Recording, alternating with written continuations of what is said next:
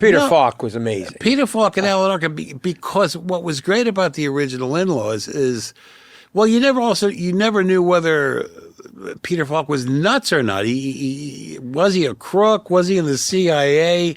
What was he? You didn't know until the last 5 And minutes. you try to figure out the whole time through the movie. Yeah. And it's I loved it. And Alan Arkin just doing that. What is he doing? Oh, he was just out of his He's mind. incredible. Oh, no, it's great. Those two together, magic. Yeah, absolutely. No, it's a movie to watch for chemistry. And De Niro had that same feel as Peter Falk did, In-Laws, with the kind of sense of humor, but you're like, is this guy crazy? Yeah. He's serious.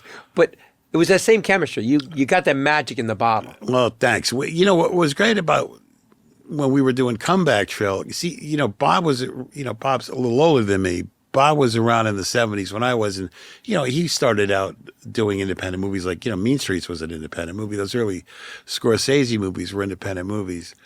And we knew a lot of those cheesy movie producers. Like, he plays Max Barber in the movie. He plays probably the worst producer, right, in film history.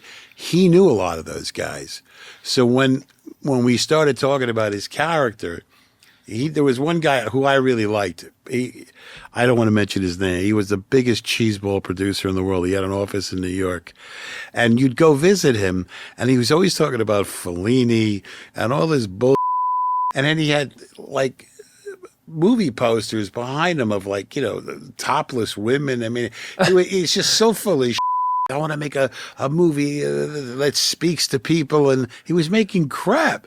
So and Bob knew him, so we were laughing a lot about these characters. So he based a lot of his performance on some of those people we knew. Wow.